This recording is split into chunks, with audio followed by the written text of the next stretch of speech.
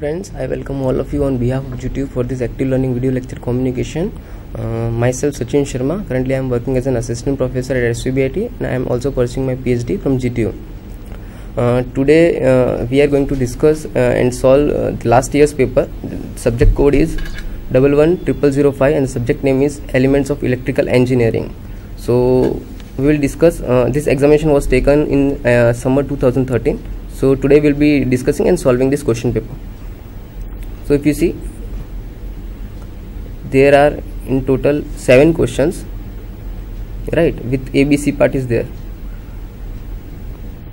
Again, if you see, right side, it shows the number of marks actually which it carries. The total number of marks is 70.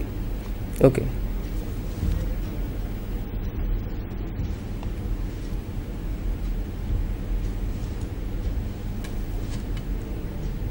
Okay, so the first question is explain the effect of temperature on resistance. Right side, if you see in the bracket, it is written as 3 marks. So it is always advisable that before you attempt any question, you should see the number of marks that question is carrying, right? Second thing, when question something like this is written, it is asked explain the effect of temperature on resistance. It is better to write what is resistance, and if there is any equation that relates resistance with temperature, you should write it first. So what is resistance? It is basically the property of a material due to which it opposes the flow of current or electrons through it. So when electrons flow through any material, they collide with each other, which gives rise to opposition to the flow of current. Okay, mathematically you can write resistance as directly proportional to L and inversely proportional to A, where you can see R is the resistance of the conductor. Normally it is measured in ohms. L is the length of the conductor. It will be like meter or centimeter you are taking. Again, A is the cross-sectional area of the conductor. Again, it is meter square, centimeter square. If you see, I have written R equal to, initially it was written as R is proportional to L by A. Now I have written R equal to something a constant, that is rho L by A, where rho stands for constant for the material. Again, it is known as specific resistance or resistivity of the material. Though it is a constant, but for different materials it varies. So if you see in this equation, last equation, resistance of conductor, it varies directly to the length. So it depends on length. You can see it depends on the area of the cross section that you are taking. Again, though resistivity, it is a constant, right? Apart from these variables, it depends again on the change in temperature. Means if resistance of all the materials is affected somewhat by the change in temperature. So the question was asked, explain the effect of temperature on resistance. So first of all, you should write what is resistance, the equation that relates resistance with all these quantities, and then you should proceed with the answer, right? So for metals, it is like resistance of pure metals like copper, aluminum, resistance increases with the rise in temperature. The increase in resistance is quite large and it is fairly regular also, right, for the normal range of temperatures. Metals do have a positive temperature coefficient of resistance, because if you draw a plot, if you draw a graph, actually resistance is temperature. So for like if you increase the temperature, resistance is going to increase. So the graph will be a straight line. It will be a linear graph. So metals have a positive temperature coefficient of resistance. Okay, next is the alloys. Alloys like manganese, nichrome, all those things are like alloys. Okay, again in this alloys, as is the case with metals, alloys do have a positive temperature coefficient of resistance. Again, the resistance of alloys also increase with the rise in temperature, but the increase is not that regular, it is somewhat irregular. Again, the increase is not that large actually, it is somewhat low or somewhat small. Alloys have a positive, it is written, alloys have a very low value of positive temperature coefficient of resistance. Next is the insulators, semiconductors and electrolytes. So the materials that I am going to discuss is, first one is the metals, second one is the alloys, so third one is the insulators, semiconductors and electrolytes, right?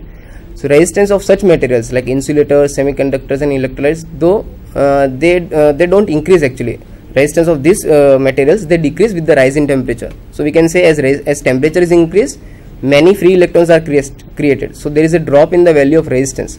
So they have a negative temperature coefficient of resistance. So if you draw that graph actually of temperature versus resistance, if you increase the temperature, resistance won't increase, it will gradually decrease actually. So if you see a question something like this, if it is asked of 3 marks, it is better to write in short. But same question if it is asked for like 7 marks, you have to draw a graph also apart from this explanation. Okay. Question 1a we have already seen. Now this is question 1b. Question is derive equivalent resistances for delta to star transformation. So it carries 6 marks. So it is advisable, first you see the marks, total number of marks that this question is carrying, and then what you should do is like you have to solve it. Now in the figure, if you see in the first one, the shape, that is a delta, right? So it is having like 3 terminals, you can say, C, A, B or A, B, C, and if you see in between A and C, the resistance that I have written, that is RCA, equivalent resistance. If you see in between A and B, that is written as RAB, and then between B and C it is written RBC. So what we have to do is, like from this delta we have to find equivalent resistance for we have to basically transform this delta shape or delta network into a star network, and then we have to find the equivalent resistances. Equivalent resistances in stars will be RC, RA and RB, right? Okay. There is like first of all you should draw this figure, and then you have to write somewhat theory, right? So what you have to do is, we have to be clear that for doing the transformation from delta to star, we should be knowing all the values that are there of resistances that are there in this delta network, like RAB, RBC and RCA should be known, and our problem is to find the values of RA, RB and RC in the star network that will produce the same resistance when measured between similar pair of terminals. So what we can do is, we can write this equivalence resistance between any 2 terminals in the following form.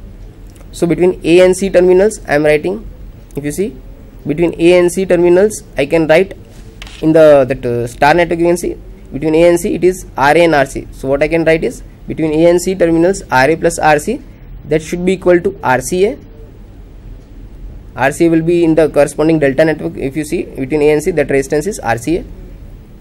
So between A and C terminals, the equation will be RA plus RC, that should be equal to RCA in bracket RAB plus RBC divided by the total number of total resistance. So in the delta network, you see the total resistance are 3, that is like RAB plus RBC plus RCA, right? Similarly between C and B terminals, what we can do is, if you see between C and B terminals in the star network, the resistances are like RB and RC. So what we should do is, we should write RB or RC, RC plus RB, that should be equal to RBC, right? Then in bracket RAB plus RCA divided by again the total number the total resistance that is there in the delta network, that is RAB plus RBC plus RCA. So this is like second equation. It is always advisable that you, whatever the equations are there, you name it, you number it actually, like 1, 2, 3, and that will be like good.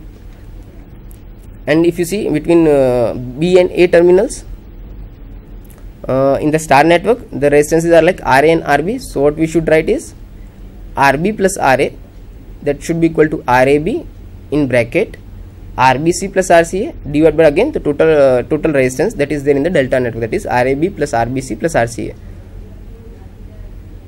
right? Okay.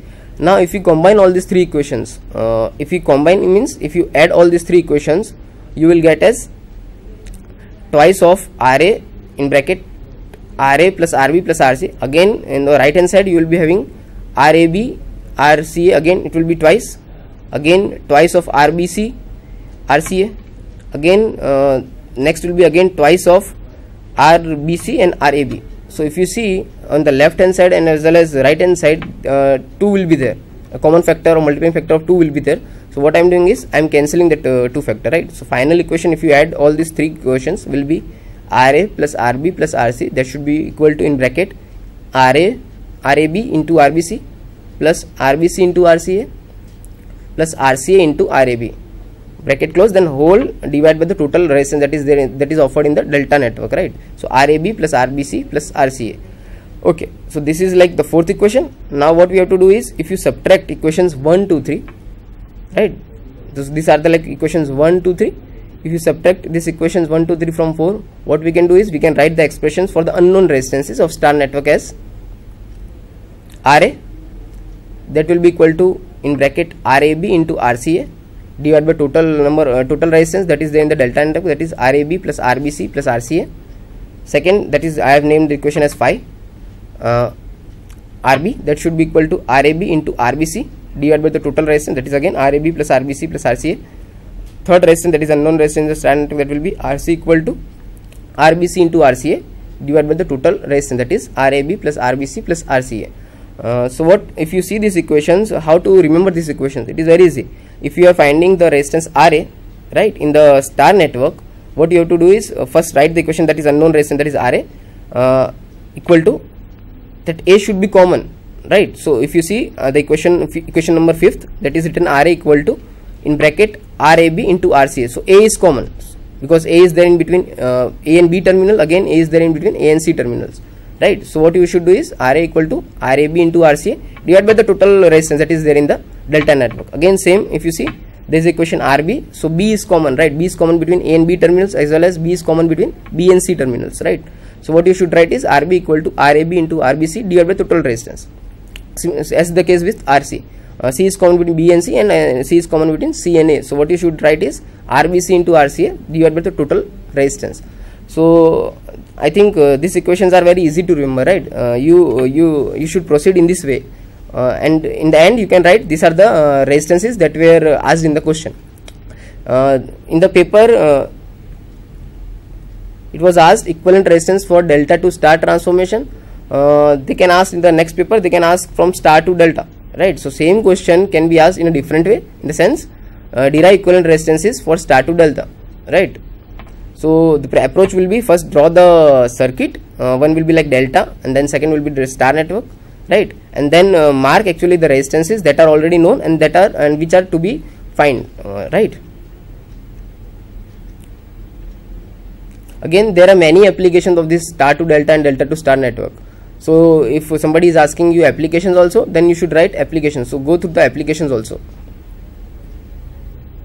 Okay.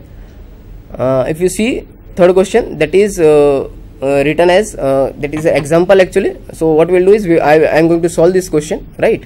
That is question is 100 volt 100 watt lamp is connected in series with a 100 volt 60 watt lamp across 200 volt supply. So what we have to do is we have to determine the current that is drawn and as well as the power consumed by each lamp, right? So what I will do is if an example is asked like this, what you have to do is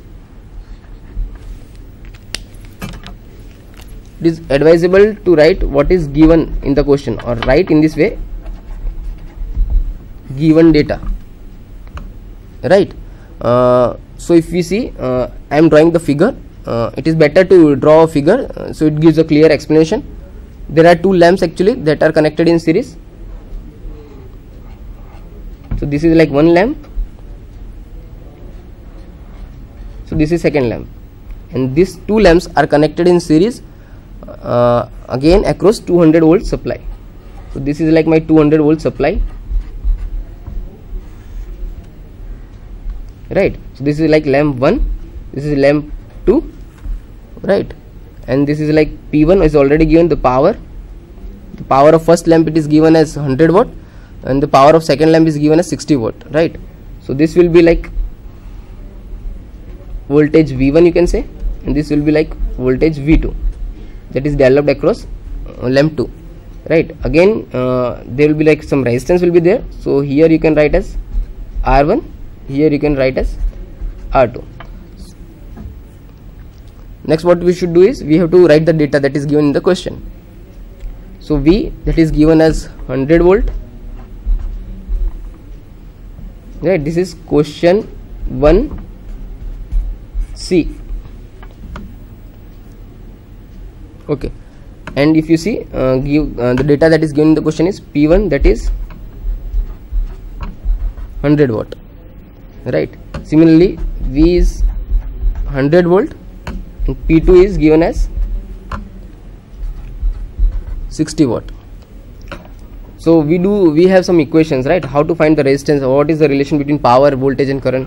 So we know the equation P is equal to VI, or we can write I is basically V by R.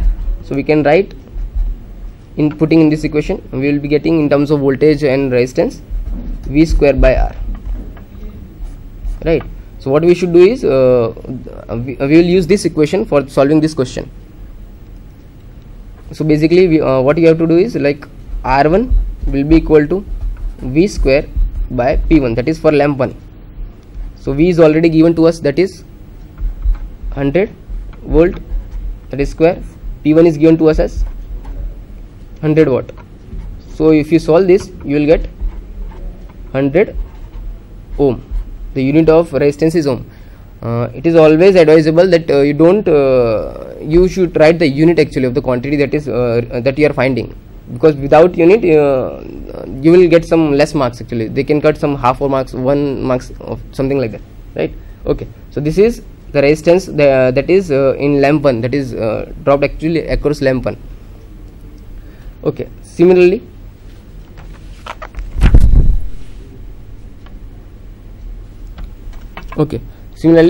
resistance R2, it will be equal to V square by P2. V square is same, 100 square. Power that is given to us across second lamp is 60 watt. So if you solve this, you will get